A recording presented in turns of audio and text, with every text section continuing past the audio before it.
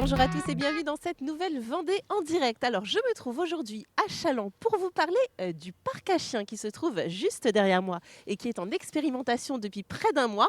Pour en parler, Marie-Laure Giraudet, la responsable du patrimoine paysager, est avec moi. Bonjour. Bonjour. Alors, ce parc à chiens, c'était une vraie demande de la population. Oui, alors c'était une demande des habitants du quartier. Donc ça a émané il y a maintenant en début d'année. Donc suite à cette demande, nous avons réalisé une réunion de quartier fin mars donc 2022.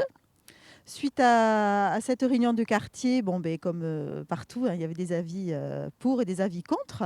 Mais la commission donc, de service patrimoine paysager s'est réunie et nous avons décidé de satisfaire pour l'instant donc, ces usagers.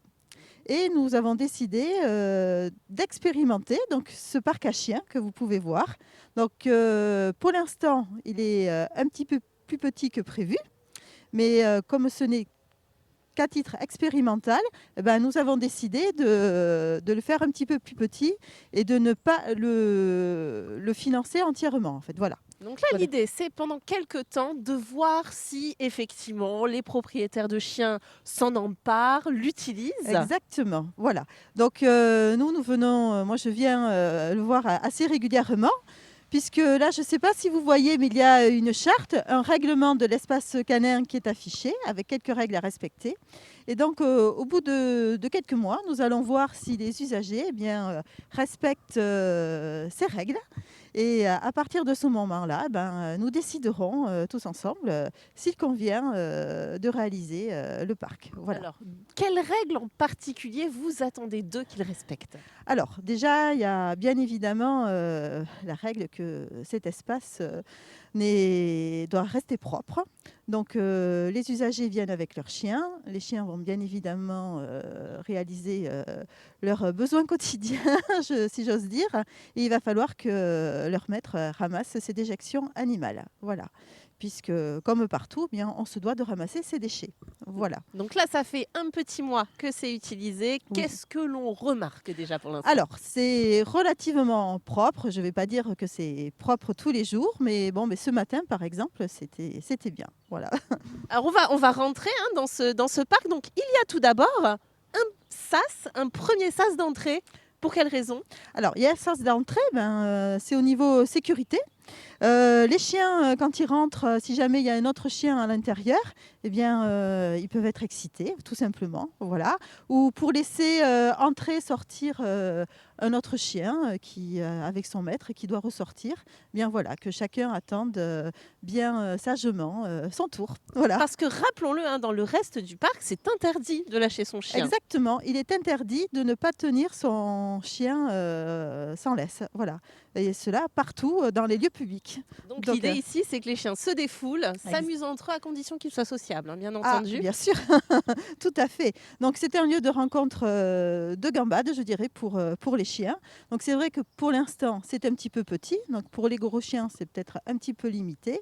Mais bon voilà, a priori, il y a quand même on a regardé un petit peu sur les réseaux et il y a pas mal de personnes qui sont quand même, heureuses de ce petit parc. Voilà. C'est devenu une nécessité dans une ville d'avoir comme cela un espace pour les chiens. Alors, une nécessité, je ne sais pas. En tout cas, il y avait une demande. Après, qu'est-ce que je pourrais dire? Ce parc est très fréquenté. Donc il y a beaucoup de résidences. On est, au cœur du centre-ville de Challans. Les gens, comme partout, ne tiennent pas leurs chiens en laisse, hein, on va être clair. Et souvent, on retrouvait, les déjections canines un petit peu partout, voilà. C'est pas agréable pour les agents qui travaillent, pas du tout. Ce n'est pas agréable pour les promeneurs également, pour les enfants. Comme vous pouvez voir là-bas, il y a une structure, de jeu. Il y a une crèche ici, là-bas, il y a également il y en a une autre un petit peu plus loin.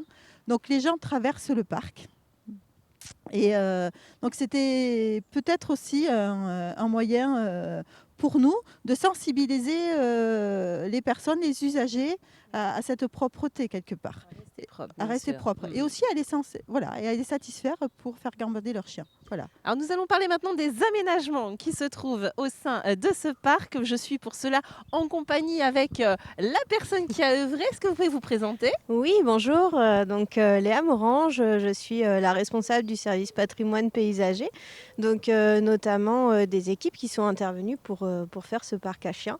Ça regroupe les équipes espaces verts, la production parce qu'on a des serres municipales, également les équipes d'entretien des terrains sportifs et puis l'entretien des cimetières. Alors à quoi est-ce qu'on a été vigilant au moment de la mise en place de ce site? Alors on a fait, donc comme le disait Madame Giraudet, en fait on a eu une réunion de quartier en début d'année. Donc on a aussi entendu les personnes parce que c'est les usagers courantes du site. Et notamment elle nous a fait remarquer que l'entrée qui est juste derrière nous était très fréquentée en fait par les parents de la crèche pour couper au travers du parc et puis éventuellement aller à l'aire de jeu. Donc on se devait en fait de laisser cet accès libre à tous au parc parce qu'initialement on avait prévu que ce parc à chiens aille jusqu'au petit muret. Donc c'est pour ça qu'on l'a un petit peu rétréci on va dire, mais pour aussi permettre à tous les usagers du parc de pouvoir profiter et non pas juste les usagers pour le parc à chiens. Donc ça c'était une première chose et après pour la réalisation du parc à chiens on se devait de mettre en sécurité tout le monde, donc que ce soit les usagers courants du parc, mais aussi les propriétaires de chiens qui souhaitaient venir au parc à chiens. Parce que, comme disait Madame Giraudet, quand il y a déjà plusieurs chiens dans le parc, il ne s'agit pas que quand un autre chien rentre, il se fasse agresser avec son maître.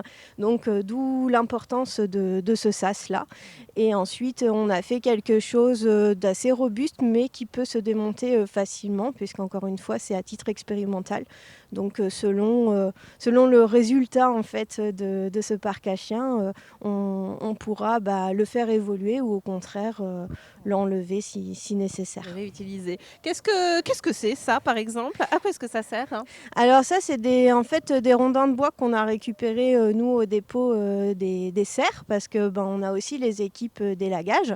Donc on récupère du bois des arbres qui sont élagués ou abattus sur la commune et on a pensé judicieux en fait de réutiliser ces quelques ronds de bois, donc d'une pour permettre aux chiens soit de slalomer entre les ronds de bois ou alors aux propriétaires s'ils voulaient s'asseoir en plus du banc qui était déjà présent.